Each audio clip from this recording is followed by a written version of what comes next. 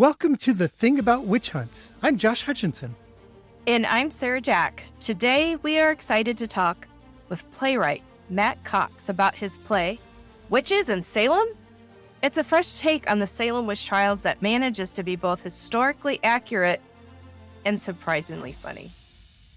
Matt spent 8 years developing this play, transforming it from a simple comedy about two fantasy witches into a nuanced exploration of the actual history and human nature behind the 1692 tragedy.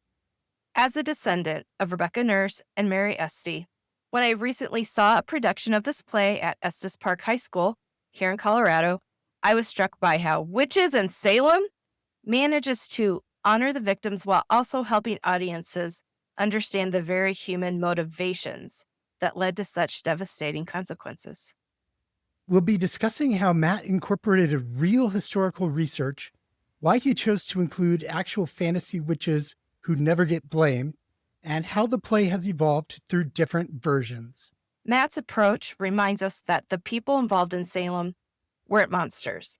They were humans like us, responding to fear, social pressure, and their own petty grievances in ways that spiraled tragically out of control. It's both a sobering reminder and surprisingly a source of hope for learning to do better. So let's talk to Matt Cox about witches in Salem and what it means to find truth and even humor in one of history's darkest chapters. Thank you for joining us today. Please introduce yourself and tell us about your work. Hi, I'm Matt Cox. I'm a playwright. I'm a writer based in New York City, and very specifically of interest of this show, I wrote a play called Witches in Salem that ran in New York last spring in 2024, and now is available through a licensing company called Uproar Theatrics. So a lot of high schools and regional theaters and whatnot are doing the show all around the country, which is amazing. I recently attended a production of your play at Estes Park High School in Colorado. I loved it. As a human and as a descendant of Rebecca Nurse and Mary Esty, it was very meaningful to me for both of those reasons. Oh, amazing. That makes me happy to hear. Yeah, because it's the play itself, I guess a little bit about it for anybody who may want to know. Yeah, it tries to be a very faithful retelling of sort of the actual history while also adding in sort of the aspects of modern day that maybe correlate a little bit with it and sort of try to draw a horrible sense of humor from the fact that as much as time goes by, sometimes nothing ever changes. And at some point, you could either sort of dread that in all your life, or you could start to laugh at it and try to figure out how we change that. And Witches in Salem is trying to tap into that mindset throughout it, but in doing so, I've tried to use as much from the actual history as I could. And so that makes me very happy to hear, because usually it's a comedy, but the jokes tend to try to be at the expense of the people who, at least from the research that I use of it, seem to be the ones who caused it all to happen. And so you're only ever laughing at them, and typically at least not at anyone who was a victim of the witch trials in Salem. Yeah, I have to say kudos on getting all those facts in there. I haven't been able to see it like Sarah has, but I've read it, and it's just amazing everything that you tell in there. So many relevant points that we've heard other people say on the show before. Amazing. Good. They are good. We did it. No, it's funny. So I worked on this show for too long. I think I worked on it for 8 years before we ultimately put it up. And it went through quite a journey in terms of its tone as well. Because again, I started it in 2016 after I saw a Broadway production of The Crucible by Arthur Miller that was directed by Ivo Van Ho, which was incredible. But it had this one very specific moment towards the end of, I think, the first act, whenever all the girls start yelling for the first time. And then all of a sudden the wind picked up and there was howling. In my mind, it was just is this implying that the magic is real? And that sort of set my mind spinning, because one of the premises of my show is throughout all of the things that are happening, again, very historical and at least trying to do it, there are two real, very fantasy coded witches who are present, who just never get blamed, because ultimately that wasn't what it was about from the people blaming them. And so that origin came from me seeing this production of The Crucible that had seemingly real magic going on. It was oh, what if there were two real people there who just never got blamed?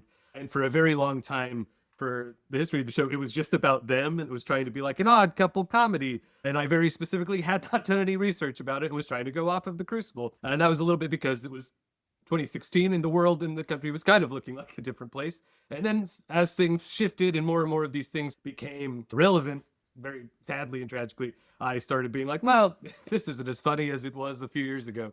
And then started doing a lot more of like the research, and then the more and more I read, the more fascinating it was, and all these things that I never learned, even though I studied the Crucible like many children do in school. It's just these things that are just absolutely fascinating, and I was shocked never come up, at least in these sort of historical things. So I was trying to get as much of that in as I could, and then that's how the play evolved and eventually happened. And a lot was left on the cutting room floor as well. I always think there is so much to the actual story and history that it is terrible and shocking, but so much of it you're just like, this has got to be a joke too. So you were really, and seeing it on the stage presented by teenagers at the beginning of their life and their acting life too, I can't imagine this won't have a huge impact on them. I'm so happy you're describing how you came to put these different elements into the story.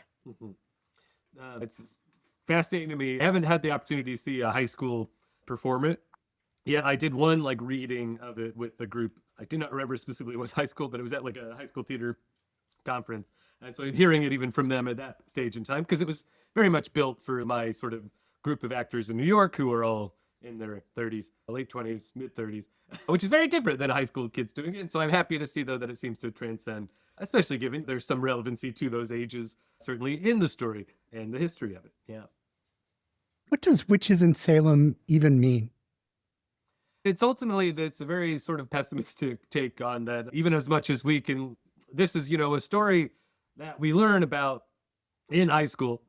And many people do study it, and yet it never really seems like that truth settles in people in a way that they actually learn the lessons from it. Obviously, a lot of people do, but like the people who make the decisions seem to ultimately keep ending up in cycles of making these same kinds of mistakes and putting people in these same kinds of situations and making the world a worse place. And it's trying to bring out the facts about people like Thomas Putnam and Samuel Paris, who, at least the research that I was using throughout this, were very much instigators to whatever extent of this happening. And it's trying to find modern day parallels with a lot of like modern day politicians or business people and things like that. It's very much about like the truth and how we learn from history, and also how we very often do not. Yeah. And then there's a little bit of like a side story within that of just like the act of adapting history, and how there isn't as much of this in the play, I think, ultimately, as it was throughout the creation of it. But I looked at a lot about how most people know this story through like the Crucible or something like that, and how much of that is sort of fabricated for the sake of fitting it onto a stage. And there was a lot of the play that was about me having to do that and starting from a place, at least at one point, of trying to make it very historically accurate, and then finding all the places where you have to go, you can't, because you can't have, at least we didn't have 30, 40 actors in it. So you have to start combining people. And then what does that mean if you're showing history, but it's not actually history? And it was trying to reckon with that a little bit as well. So yeah, it's very much about the truth in history and what either of those words actually mean. Yeah. One of the things that, just as an audience member, and as a descendant, obviously I have that lens on, I'm always judging Salem material through that lens and experience. But one of the things that your play does, and maybe it wasn't even supposed to be a really big part of it, but for me, also, I'm going to add one more layer as a podcast host talking to experts about witch trials and witch hunts. We're always discussing what could have been impacting these people. What were the reasons? How did it happen? What were their stresses? Why was there this fear? And I loved how you put a lot of those fears in there. Even the simple one of them waiting for the governor to walk through the door. I'm like, someone who is trying to understand the history can understand more about putting themselves in the shoes of people in Salem in 1692 by enjoying your story. So thank you. I loved that piece. And then, of course, I mean, there were so many pieces. I don't want to give all the things away, obviously, but Samuel Paris and his wood, loving his wood, and just seeing this kid say Samuel Paris, holding this wood, and then I'm so excited my my microphone's jumping around, but that was so fabulous. It was just, when we say comedy or that we're laughing at it, it's the human side of it that was is 'cause humorous. that's a great example, because it's something very terrible happened because some of the very petty human nature of these people and things that we can still relate to so much. But yeah, so it was like, that's the one thing I tried to cling on to. And it's obviously, there's the actual real life thing of it was much deeper than just the man was obsessed with like the Samuel Paris, the Reverend, was very much obsessed with his payment and all these superficial things like that. But the easiest thing that I always try to use, because what his payment was firewood, and there's a lot of things where he was in dispute with the rest of the congregation about he's not getting his firewood, and just letting that be his one focus, that all this happened because this man wanted his firewood. Thomas Putnam didn't get what he wanted from his dad, and the letting then how that sort of snowballs into other people see what these people are doing, and they're like, oh, they seem to be benefiting from this, maybe I can too, and I'm going to keep on adding it until it grows so out of control. Yeah. And I think that, again, that's tragically been relevant throughout all of history. And eventually, as much as it's not funny, it is horribly funny that these things can just spin out of it. And I think at some point you have to laugh at, I don't know, how awful humans can be in some of the worst times. Yeah. That actually reminds me of one of my favorite characters in the play is Satan. He's not in there very often, but he tells you why he's not in there very often in the beginning. And it's that, don't blame this on me. This is the way that human nature works. That's a point we've made so many times on the show.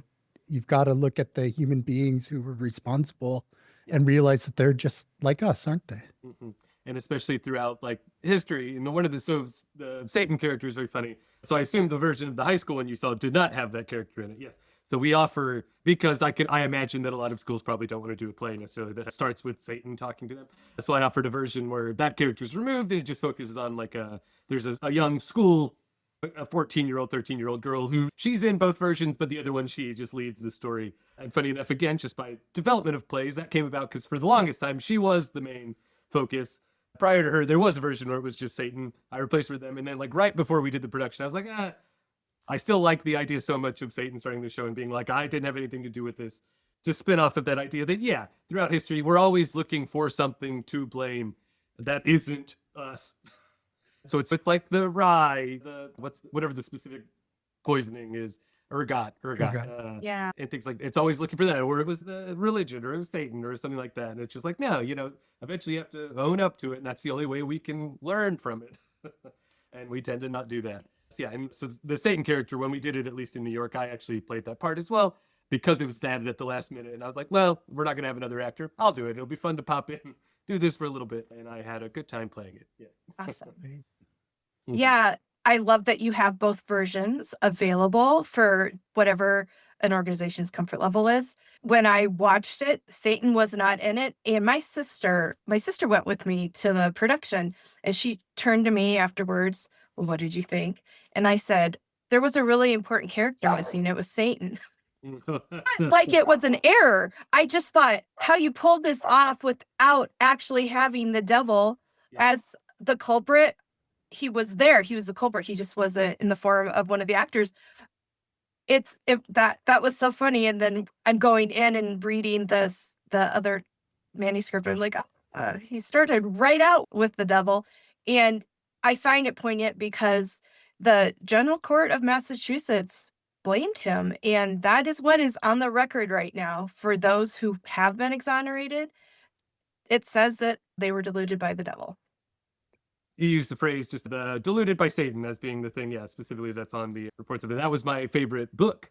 The book that was sort of the most influential to this was Francis Hill's Delusion of Satan, which I do highly recommend if people have not ever read that, because it gave me all of the bits of history where I was like, oh my goodness, how have I never heard about this? There were so many of that in that book, which is constantly that. And it's the namesake of Ann Putnam's speech later on, where it was just like, oh, it wasn't me.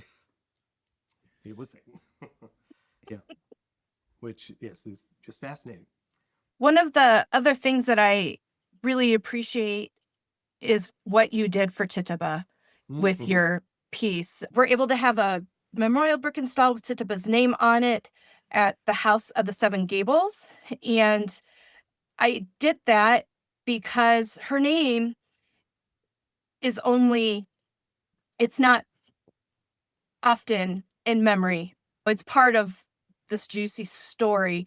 And she was just a woman, an enslaved woman. But I really enjoyed that you were able to not just have her depicted as a character in your play, but that you talked about who she was. Yeah, that was a big part of the development process of me going back and forth of how much I even wanted that, just because by nature of I am a white male playwright. I don't know how much I necessarily have to say about this, but the absence of it whenever it wasn't there just felt a little bit too much, just given, again, of how much of it is about the adaptation of truth and about the lessons that we learn. It did feel like an important part of, just because, again, going back to the Crucible, and that being where so much of people's knowledge they think they have comes with it, and how much she's positioned as the instigator to far more of an extent than she actually is. It just felt like something I wanted to at least touch on, be like, well, here's the actual, at least as far as people can agree, is the actual history, because obviously that's something that even today they don't quite know because the records just aren't there.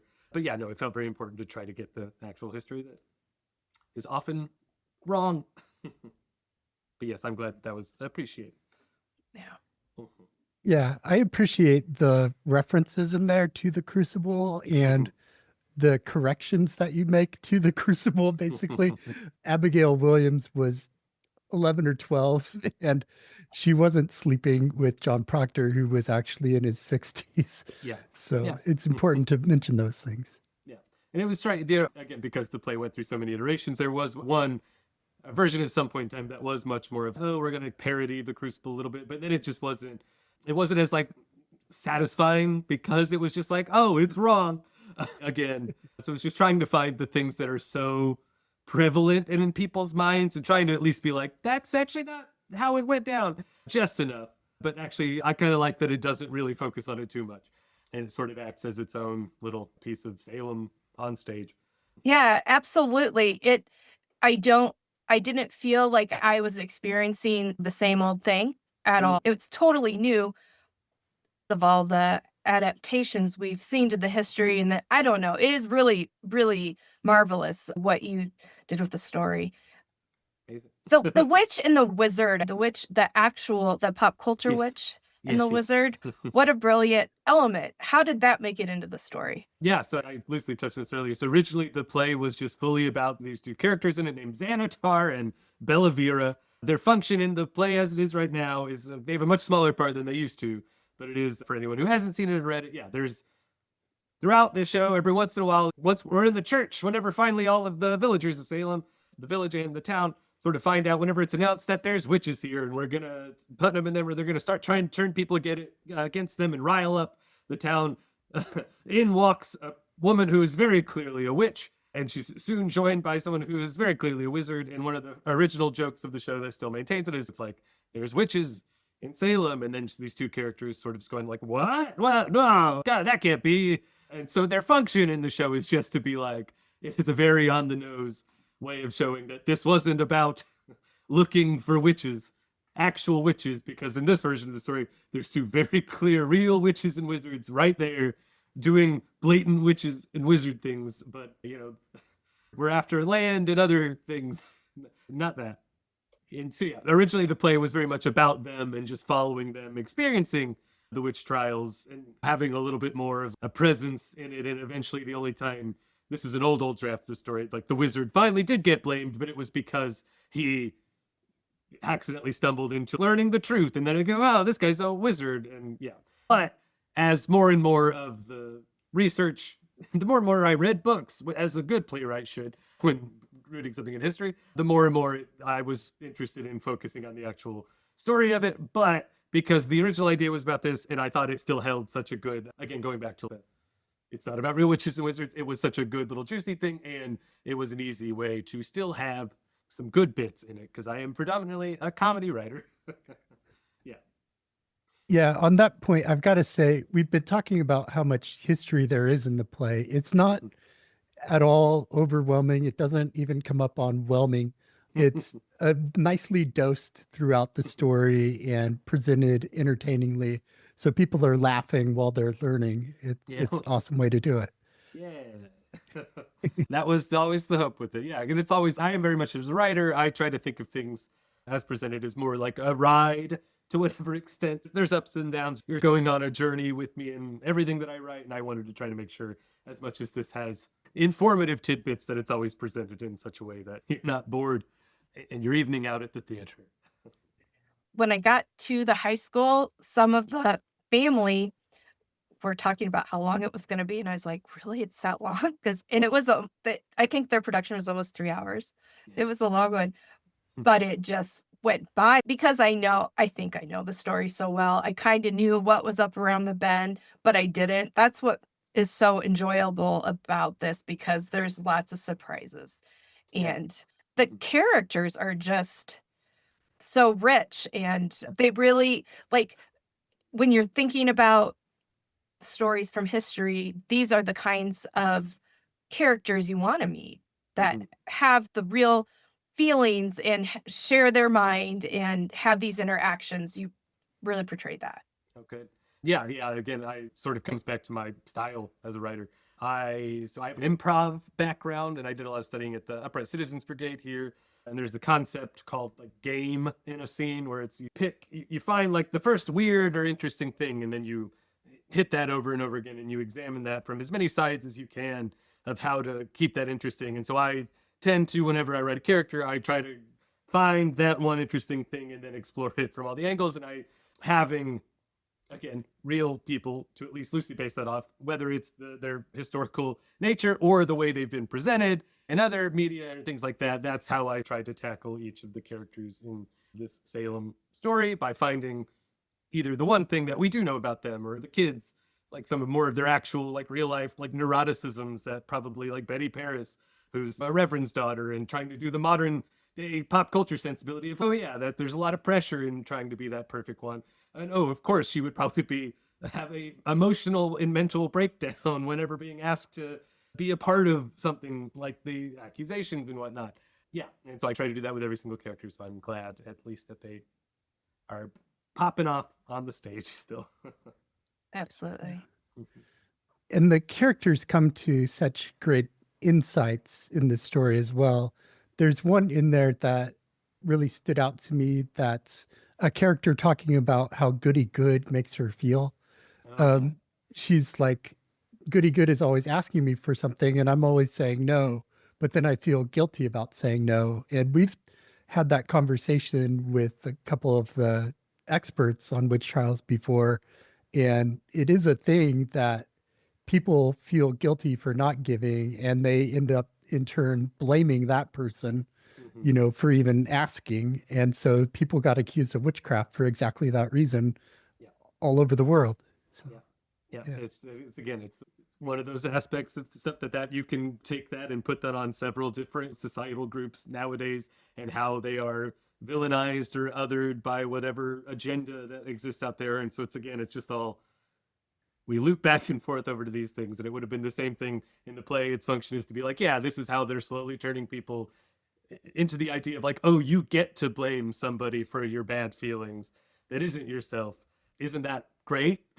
Isn't it cool that you don't have to deal with this on your own side? And then, of course, because part of it was in doing all of that, while it's very much clear that we're trying to show that, yeah, what this person, by riling that person up in order to blame and ultimately kill these people, is bad, there was at least trying to have this slightest bit of like, if you were in that seat, could you have been convinced as well by the same way? If by Thomas Putnam saying these things out loud and bringing it to you, is like at least trying to have some aspect where the actor can try to play the convincing part, even though a good modern day audience will probably look at him with judgment. But yeah.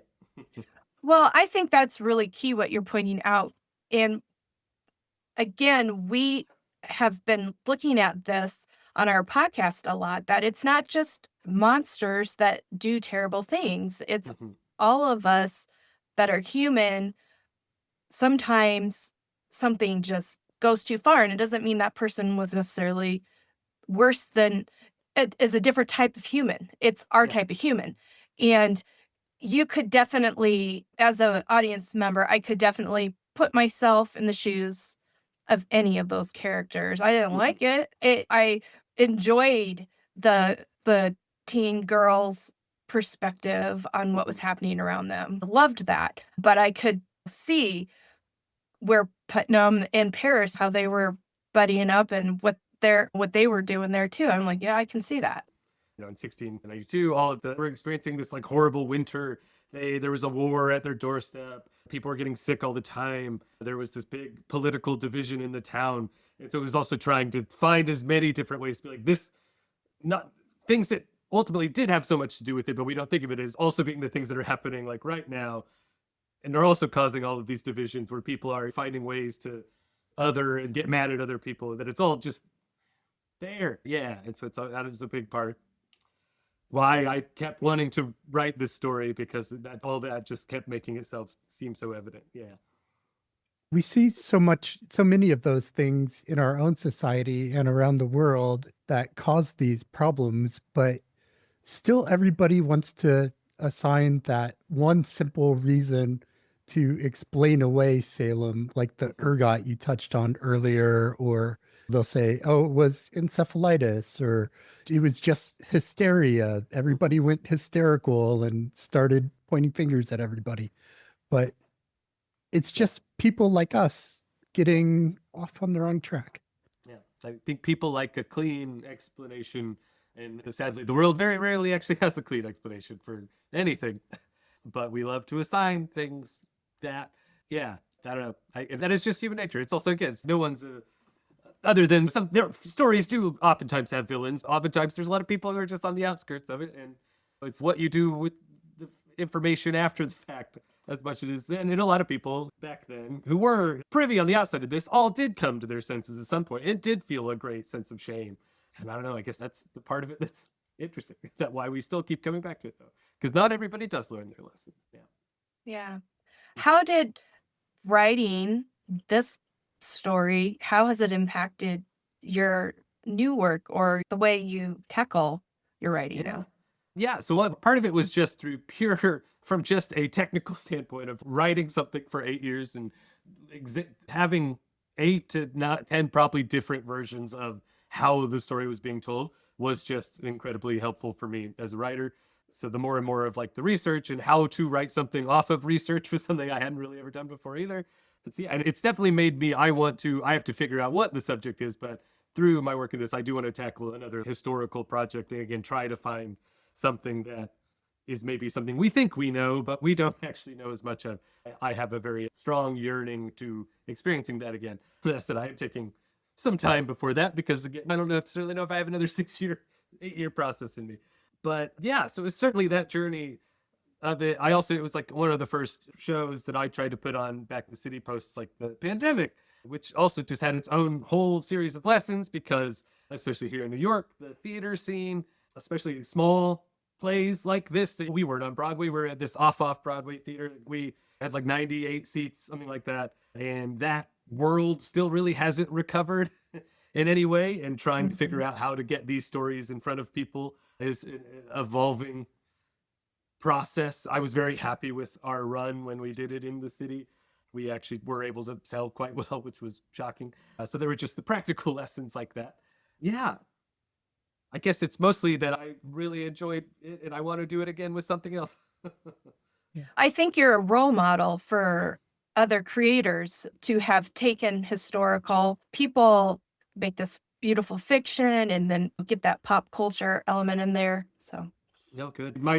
I tend to, as a writer, I focus mostly on like genre stories, things like this. So this was, while it still has a lot of elements of that, it is more of just a story, a real story.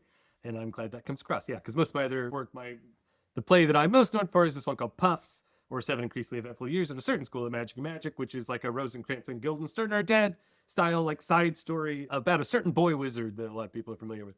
And so that's the world that I usually work in. And so this was a very fun thing that I basically worked with at the same time, which is probably why some of the more fantastical elements seeped in, just because by nature of I was living in a fantasy world most of the time. And I think what I love about theater and writing plays, because you're ultimately making something for these actors to inhabit, And so one of the reasons I loved writing Puffs was because people get to put on wizard capes and they get to live out that fantasy. And then this is a completely other thing where you are actually you get to have the opportunity to, there's a learning part of it. You're inhabiting a real person. And this is why I love that it is now in like the hands of high schools and that they get to have this opportunity that is, while it's similar and fun, there is this other element of like, it's a challenge, I think, for them to get to step into these types of roles. Yeah. Yeah. Yeah. Before we move on to talk about what's next for you, I want to ask you first, is there anything about witches in Salem that you wanted to talk about today that we haven't touched on yet? I feel like we've mostly covered everything. We went through all the history of it. I'm very happy. I think the one biggest thing with it, yeah. So if anyone is interested in reading the script, any of the multiple versions of it, it's available through a company called Uproar Theatrics, uproartheatrics.com. They have the scripts available for a free perusal there. And especially if you're looking, if you run a theater group or something like that, or you're looking for a new play, that's a great place to look for it. As mentioned, there's several versions of it. There's one that's more for adults. That's the exact version that we performed in New York. There's another one that cuts Satan out of it, and that's specifically for high schools. There's another one that's like a 45-minute version that's for play competitions, and that one's fascinating. So again, there's the Satan version where Satan's sort of the book end of the story. There's one that's just this teenage girl telling the story, and then there's another one that fully removes her, and it's more focuses entirely on how the witches interact within the real history of it. If you're also just interested to see how many different ways a play can be put out there, it's a fascinating take on that. Weirdly, the 10-year development process of it benefited it. Yeah. Something I guess I just find so interesting about having worked on this play for so long was a quote of mine that I was never able to re-find. That I guess I know I read it at some point and that I could never find it again. So who knows if I am actually making it up. But there was a quote from Arthur Miller where at one point he said that he had done so much research that he could not remember what he had made up and what was true, which is where some of like the Abigail stuff and everything comes from. And the whole time when I was early on in the process, I was like, oh, that's silly. And then I got to last year, I was like, I'm in the same boat. And I felt the need to try to get that feeling into the show to some extent as well. I just think that that's interesting. I think it's interesting the way we adapt history, and you can't help but be the sort of God over it. And, well, this is how I think it happened, so here's how maybe it happened. Yeah, and I think there's many different ways to experience witches, and I hope that people out there can get at least some of this out of it. It enables us to look at it in a comfortable way. There's fear in the story, but I'm not looking at it fearfully. I love that. Hopefully it gives people a comfort level of taking a peek at the history, even though they may not be so sure. Well, I'm not so sure about the devil or these women or witches or magic. You can still step into this creation and just look around. There's so much in it. It's great to revisit it. I loved going back and reading the script after seeing it. I'm so glad. Great. Yeah, I guess that is just ultimately that is the hope with it, that anyone, no matter where you're coming from, like whatever even background or belief system, I think that there is something.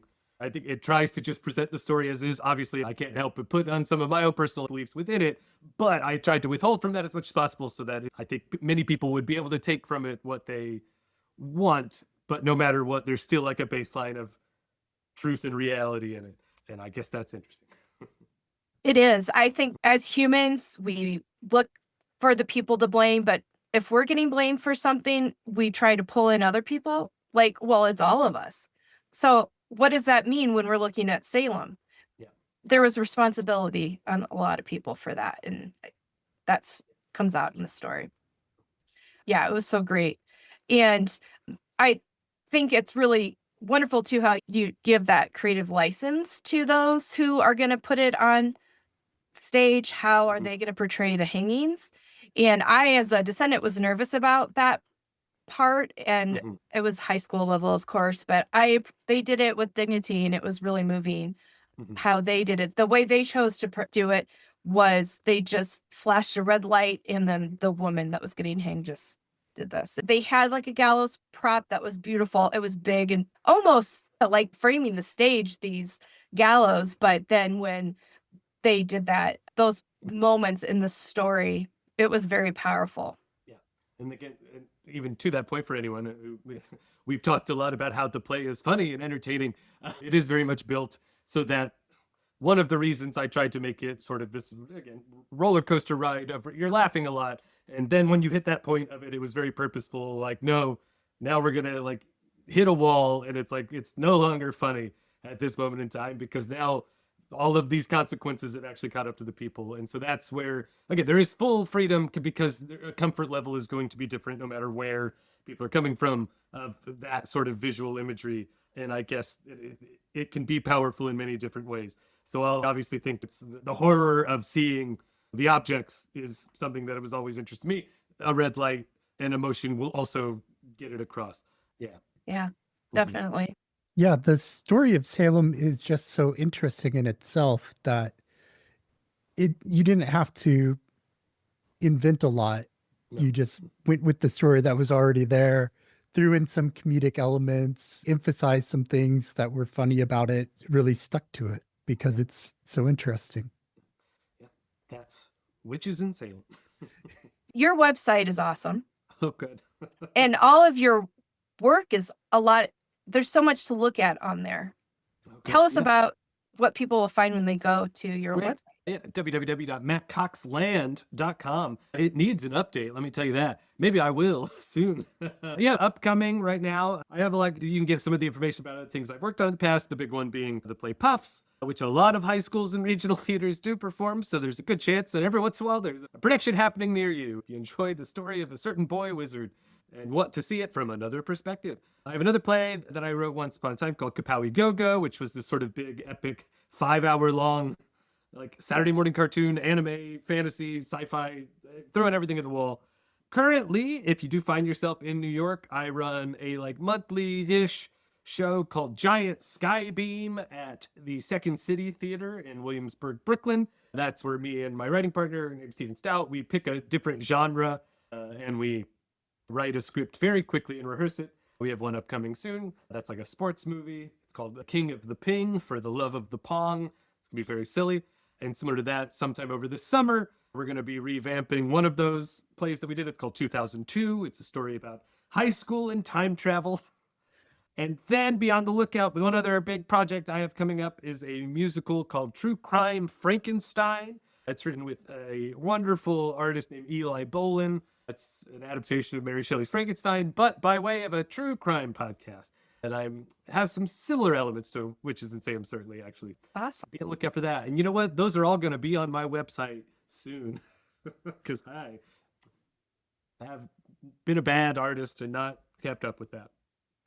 Well, as it is, though, there's website experiences for users can be different things. And you feel, once you get on there, you feel like, oh, I want to take some time to look through this. What's this Puffs, and is it the egg scream on there? Yeah. So yeah. I'm a sound designer as well for my plays. I do for Witches, we offer an old high school friend of mine named Brian Metolius does all the music for the shows that I write, and then I'll make a sound file for it. And that was one from Puffs, just me screaming into a microphone, but I thought it was funny to put it on there. That's awesome. Yeah. So updates will be great, but it's still a really great site to check out to get a feel for your skills and talent. And yeah. Thank you so much. That's very nice. Yeah. Yeah. How can our audience support you? Yeah. For the most part, it's if you see a production of Puffs happening near you, go check it out. You can follow me. I'm Coxy Loxy, COXXYLOXXY on Instagram. That's really the only social media I vaguely keep up with. And that's where I do my most updates of what's coming soon. We'll probably actually be doing a crowdfund sort of Kickstarter type thing for a play that's upcoming in mine soon. So if you keep an eye out on either the website or my Instagram, I'll have information about that probably in the coming months. That is a way to directly support me. Otherwise, yeah, if you're interested in Puffs, you can rent it. We have a filmed version of it that we filmed when we were off Broadway. That's available basically where you can rent or stream anything. YouTube, Amazon, all the places. Yeah, that is also a way to directly support the work. Yeah. This was awesome, wasn't it? Well, we love discussing Salem a lot. Make sure you catch our other podcast, The Thing About Salem, to hear more Salem. Have a great today and a beautiful tomorrow.